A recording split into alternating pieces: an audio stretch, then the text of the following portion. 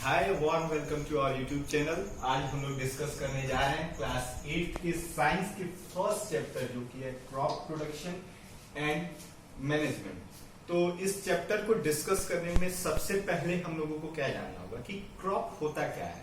Actually अगर हम लोग कहीं एक पेड़ लगा देते हैं तो क्रॉप नहीं हो जाता। क्रॉप का मतलब ये होता है कि किसी एक लार्ज पीस ऑफ लैंड पे हम लोग किसी एक प्रकार के फसल की या पौधे की बुआई करें तो वो क्रॉप होता है। जैसे अगर हम लोग अपने एक टुकड़ा है खेत का, अगर उस पे हम लोग केवल गेहूं की अगर बुआई करते हैं तो क्या होती है, वो फसल होती है। अगर हम लोग 2 या 4 या 5 पेड़ लगा दें तो ये सिर्फ क्या होता है, ये क्रॉप नहीं हो जाता, वो एक प्लांटेशन होता है, लेकिन वो क्रॉप नहीं होता।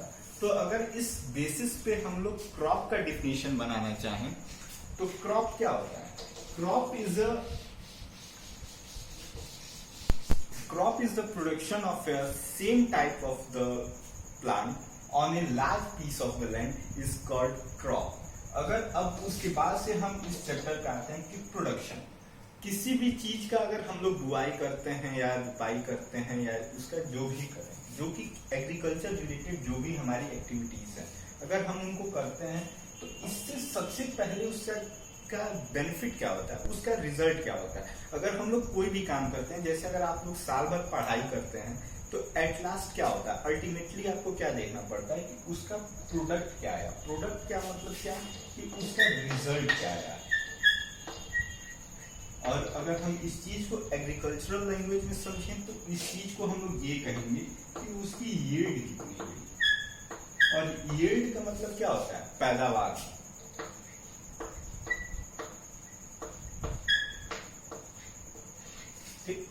और अगर हमें ज्यादा पैदावार चाहिए, अगर आप एक बात बताइए, अगर आपको आपके रिजल्ट में ज्यादा नंबर चाहिए तो उसके लिए क्या करना होगा, आपको अपने टाइम मैनेजमेंट, आपके जो रिसोर्स जो है उनका मैनेजमेंट सबसे ज्यादा जरूरी होता है। ठीक उसी तरह अगर आपको ज्यादा पैदावार चाहिए तो उसका मैनेजमेंट भी उतना ही जरूरी होता है।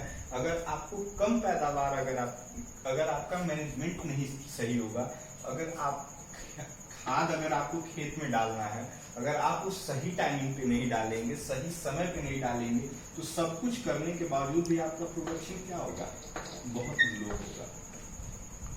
इन सब चीजों को देखते हुए अब हम लोग जरा से इसमें आगे बढ़ते हैं कि एक्चुअली क्रॉप होता क्या है। अब क्रॉप की डिफिनेशन जैसा कि बुक में दी गई है, in the same type of plant grown on a large piece of land is called crop. जिसका मतलब क्या होता है कि इस पूरे डिफिनेशन को, इस पूरे परिभाषा को हम लोग 2 भाग में बांट लेते हैं। पहला भाग क्या कि सेम टाइप ऑफ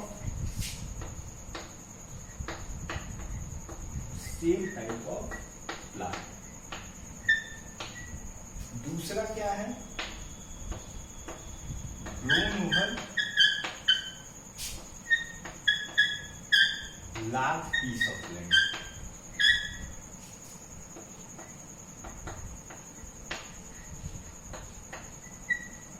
अगर आप लोग इसको 10 किसी अगर गेहूं है और उसको 10 गमले में लगा दें तो वो क्रॉप नहीं कही जाएगी, वो फसल नहीं कही जाएगी।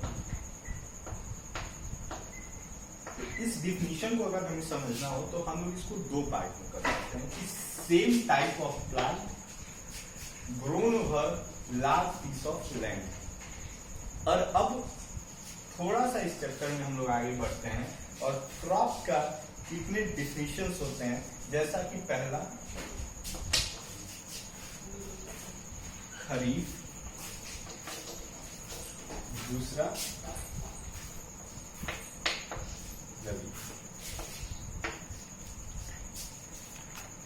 खरीफ जो फसलें होती हैं इनकी बुआई अप्रैल और मई मंथ में। दूसरी जो होती है, जो रबी की फसलें होती हैं, इनकी बुआई सितंबर और अक्टूबर।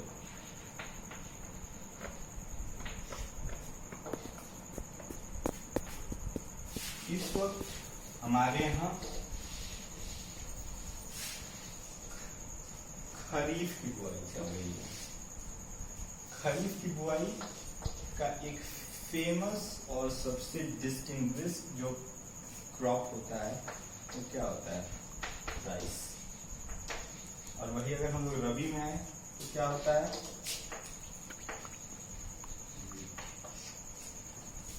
इनका हार्वेस्टिंग सीजन किसी भी क्रॉप का लगभग 4 महीने होते हैं। तो अगर आप इन बेसिस पे देखें तो अप्रैल से आगे बढ़े, अप्रैल, मई, जून, जुलाई, तो इस हिसाब से जुलाई से अगस्त के मंथ में इनको काट दिया जाता है। और वही चीज अगर आप रबी में देख लो तो सितंबर अक्टूबर के बाद से नवंबर, दिसंबर, जनवरी, फरवरी, तो इनको फेब से लेके मार्च के बीच में इनको काट दिया जाता है। अब ये तो हो गया कि क्रॉप कितने प्रकार के होते हैं और कैसे उनका हार्वेस्टिंग सीजन क्या होता है, हार्वेस्टिंग मंथ क्या होता है, उनका टाइम स्पेन क्या होता है। अब आगे बढ़ते हैं हम लोग कि क्रॉप प्रोडक्शन कैसे होता है। तो किसी भी चीज के पैदावार में कुछ स्टेप्स होते हैं, कुछ ऐसे चीजें होती हैं जो हमें करनी होती हैं। जैसा कि आप लोग अगर अपनी बुक में देख लें तो इसको एक पार्ट में बांटा गया है और हम लोग 1 बाय 1 इसको डिस्कस करते चलेंगे। सबसे पहले आता है प्रिपरेशन ऑफ सॉइल।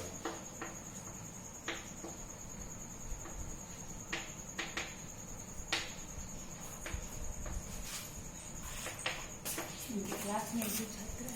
मतलब क्या हुआ कि हम लोग किसी भी चीज का, अगर आपको अपने पूरे साल में अगर पढ़ाई करनी है तो आपको क्या होता है, सबसे पहले आप लोग जाओगे अपने स्कूल में एडमिशन कराओगे जो कि अभी चल रहे हैं। दूसरा आप लोग क्या करोगे, दूसरा ये आप लोग करोगे कि अपनी बुक्स जो रिसोर्सेस हैं उनको तैयार करोगे, अपने आप को मेंटली प्रिपेयर करोगे, क्योंकि आपका दिमाग ही वो मिट्टी है जहां आपको पूरे साल फसल उगानी है। तो ठीक उसी तरह सबसे पहले आप क्या करोगे, प्रिपरेशन ऑफ सॉइल। उसके बाद उसमें आप लोग क्या करोगे, या तो उसको प्लग करोगे, प्लग मतलब होता है जोतना, जो कि एक ओल्ड ट्रेडिशन था कि लोग कुदाल से या अपना जो हैंड मेड टूल्स होते हैं। लेकिन आज के मॉडर्न टेक्निक में यूज में क्या होता है, ट्रैक्टर। फिर अगर हम लोग इसके आगे बढ़ेंगे तो क्या आएगा, ये हो गया हमारा पहला। दूसरा क्या होगा, सोइंग। सोइंग का मतलब क्या होगा, बीज डालना। हम लोग क्या करते हैं, जैसे इस वक्त आप लोग ये देखेंगे कि जब गेहूं की बुआई होती है तो गेहूं के जो बीज होते हैं उनको क्या होता है, खेतों में फैलाया जाता है। अब उसके तरीके क्या है, अब जैसे कुछ जगह ये होती है कि ब्रॉडकास्टिंग मेथड यूज की जाती है। ब्रॉडकास्टिंग मेथड का मतलब आप लोग जैसे ये समझिए कि ब्रॉडकास्टिंग में एक्चुअली होता क्या है। ब्रॉडकास्टिंग का मतलब ये हुआ कि ब्रॉडकास्टिंग का अगर हम लोग हिंदी देखें तो ये होता है प्रसारण। लेकिन अब इस चीज को समझिए कि ये वर्ड एक्चुअली ब्रॉडकास्टिंग मेथड होता क्या है और इसका यूज क्या होता है और ये आखिर में ये आया कहां से। एक्चुअली जब हम लोग इस चीज को एक देखते हैं कि आखिर में हम लोग के घर में जो टीवी है उसमें आखिर में इतने जो चैनल्स जो होते हैं वो कैसे आते हैं। क्या होती है कि आसमान में एक सैटेलाइट होती है, टीवी चैनल्स के पास से सिग्नल्स जाते हैं और ये जो सैटेलाइट होती हैं ये तमाम तरह के सिग्नल्स को ग्रैस्प करती हैं, मतलब एब्जॉर्ब करती हैं। और उसके बाद से क्या होता है, हमारे आपके पड़ोस के घर में क्या होता है, ये यहाँ से। तो ब्रॉडकास्ट का मतलब ये होता है कि एक सोर्स से निकल के चीजें अगर कई जगह जाएं तो उनका मतलब क्या होता है, ब्रॉडकास्ट मतलब प्रसारण। तो इसी मेथड का हम लोग सबसे ओल्ड और ट्रेडिशनल, सबसे पारंपरिक तरीका होता है, पारंपरिक जो तरीका हम लोग सबसे यूज करते हैं वो है ब्रॉडकास्टिंग, जिसमें हम लोग हाथ से लेके बीज को फैलाते हैं। तो ठीक और ऐसे ही आपका जो दूसरा मेथड होता है वो सोइंग, मतलब बीजों को फैलाना। और अब हम लोग आगे बढ़ते हैं तीसरे मेथड पे, जो आपका तीसरा स्टेप होता है कि applying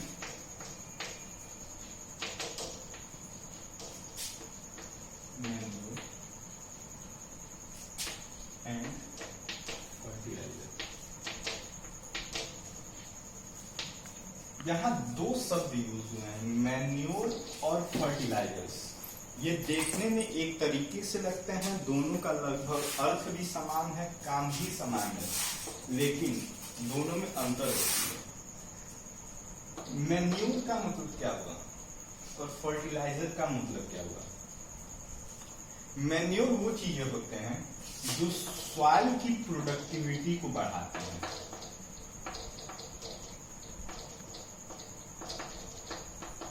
जैसे कि गोबर, जिसको काउ डंग भी कहा जाता है। इनका काम क्या होता है? ये जो सॉइल में ये एक काउ डंग या जो गोबर होता है, ये क्या होता है? ये ऑर्गेनिक फर्टिलाइजर होता है, या फिर इनको मैन्योर कहा जाता है। मैन्योर का मतलब ये हुआ कि जो मिट्टी की पैदावार क्षमता को बढ़ाए। बल्कि फर्टिलाइजर्स का काम क्या होता है?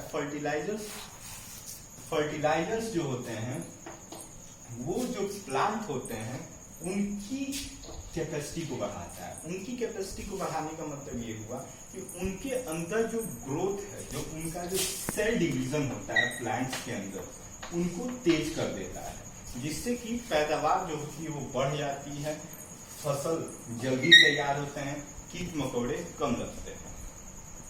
अब अगले स्टेप पे हम बढ़े। अगला स्टेप क्या होता है? इरिगेशन।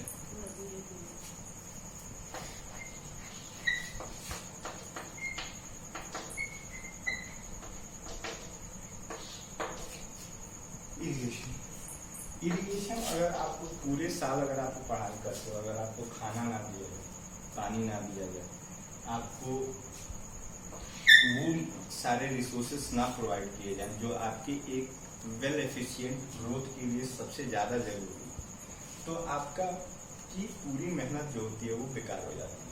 ठीक उसी तरह कंडीशंस पौधों के साथ भी होती है, उनको सबसे पहले इरिगेशन की ज़रूरत होती है। तो इरिगेशन में हम लोग क्या करते हैं? सिंचाई करने के कई तरीके हैं। अगर हम लोग पारंपरिक तरीकों में जाएं तो क्या होता था? ट्यूबवेल, कैनाल्स मीन्स नहर, ये यूज किया जाता था। अब अगर हम लोग मॉडर्न टेक्निक में आए तो मॉडर्न टेक्निक में हम लोगों ने पंपिंग सेट का यूज करना चालू किया। दूसरा, हम लोगों ने आज जो सबसे ज्यादा जो वो टेक्निक्स जो यूज की जा रही हैं, जिनके वजह से हमारी इरिगेशंस भी काफी अच्छे से हो रही हैं। दूसरा क्या हो रहा है? उससे हमारी पानी की भी बचत हो रही है, जो कि आज के जमाने में सबसे ज्यादा प्रीफर की जा रही है कि इन सिंचाई के तरीकों का उपयोग किया जाए, जिससे कि पानी की भी बचत हो और हमारी सिंचाई भी एक उच्च गुणवत्ता के साथ हो सके। जैसे कि उसका एक सबसे बड़ा उदाहरण है ड्रिप इरिगेशन। ड्रिप इरिगेशन में किया क्या जाता है? अगर ये पौधों की एक कतार है, तो एक पाइप के माध्यम से इनके हर जड़ तक पहुंचा जाता है और उस जड़ में बूंद बूंद पानी का प्रवाह किया जाता है, जिससे कि क्या होता है? पानी इधर उधर ना फैल के सिर्फ जहां जरूरत है उनके जड़ों पे जाता है। और दूसरी चीज इससे क्या होती है कि इससे पानी की बचत भी होती है और उनको भरपूर मात्रा में अपना जितने भी पानी की जरूरत होती है फसलों को, वो मिल जाती है। दूसरी जो इस श्रेणी में जो सबसे ज्यादा यूज की जाने वाली टेक्निक है, उनको कहा जाता है स्प्रिंकल मेथड। स्प्रिंकल मेथड का मतलब ये होता है कि स्प्रिंकल का मतलब ये होता है ना कि छिड़काव करना। जैसे आप लोगों ने ये देखा होगा फवारा, ठीक वैसे ही ये होती है कि अगर ये खेत है तो खेत के बीच बीच में ये स्प्रिंकल लगा देते हैं, जिससे कि क्या होता है? पानी का जो छिड़काव होता है वो एक फवारे के तरीके से होता है, जिसमें कम पानी यूज होता है और जो छिड़काव होता है वो अच्छे और उच्च दर्जे में होता है। अगर अब इसके आगे बढ़े तो वीडिंग।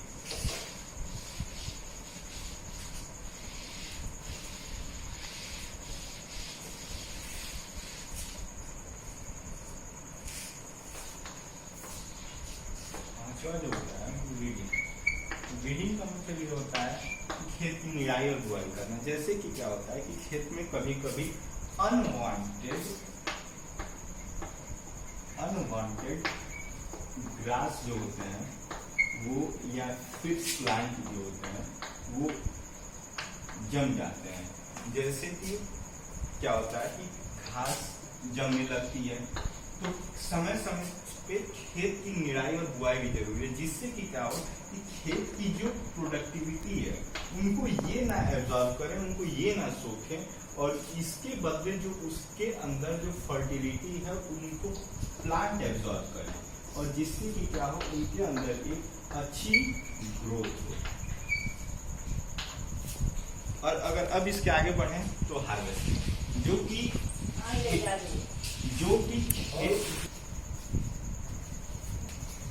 होती है harvesting. Harvesting is the last stage of any plant in the field. मतलब हार्वेस्टिंग का मतलब ये होता है कि किसी भी फसल, ये फसल का आखिरी स्टेज होता है, आखिरी चरण होता है खेत में। हार्वेस्टिंग का मतलब ये क्या होता है, उनकी कटाई। और हार्वेस्टिंग दो तरीके से होती है। एक तो हम लोग जो ट्रेडिशनल मेथड यूज करते हैं, या जो ऑर्थोडॉक्स मेथड होता है, जैसे कि हाथ से कटाई। दूसरी चीज आज के जमाने में हार्वेस्टर का यूज हो रहा है। हार्वेस्टर का यूज वहां होता है जहाँ लैंड कैपेसिटी ज्यादा हो, लैंड एरिया ज्यादा हो, और ये छोटे खेतों में उतना सफल एक उपयोग या एक टेक्निक नहीं है जो एक छोटे एरिया में इनका उपयोग हो सके। तो छोटे एरिया में आज भी हम लोग अपने देश में जहाँ तक देखा जाए ट्रेडिशनल मेथड ही यूज करते हैं। और दूसरा तरीका जो मैंने बताया वो मॉडर्न टेक्निक है, जो कि हार्वेस्टर का है।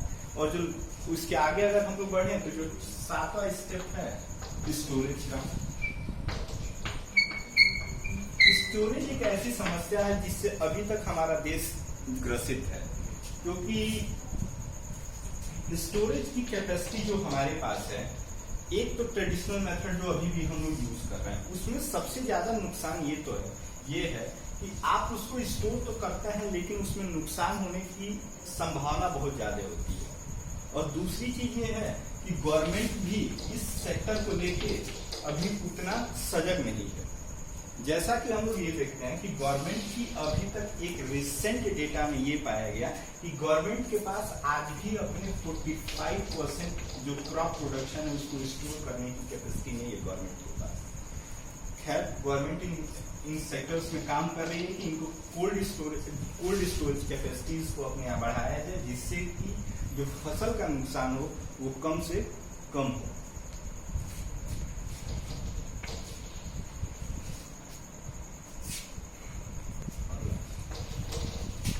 Protection of crops from pest and microorganism. Protection, किसी भी चीज का बचाव, हम लोग के यहाँ एक प्रोवर्ब कहा जाता है, एक मुहावरा कहा जाता है कि prevention is better than cure. Prevention is better than cure.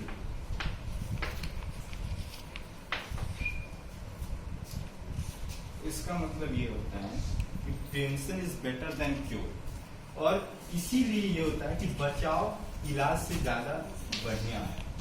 तो अगर हम लोग क्रॉप्स जो हैं, अगर हम उनका बचाव नहीं करते हैं किनसे, पेस्ट से या माइक्रो ऑर्गेनिज्म, जो कीड़े मकोड़े या ऐसे रोडेंट जो होते हैं वो खेत में लगते हैं, जैसे चूहे और भी ऐसे जो कीड़े मकोड़े हैं जिनसे फसलों को सबसे ज्यादा नुकसान है, तो हम लोग की हुई सारी मेहनत बेकार हो जाती है। और इसके साथ ये वीडियो यहाँ खत्म होता है।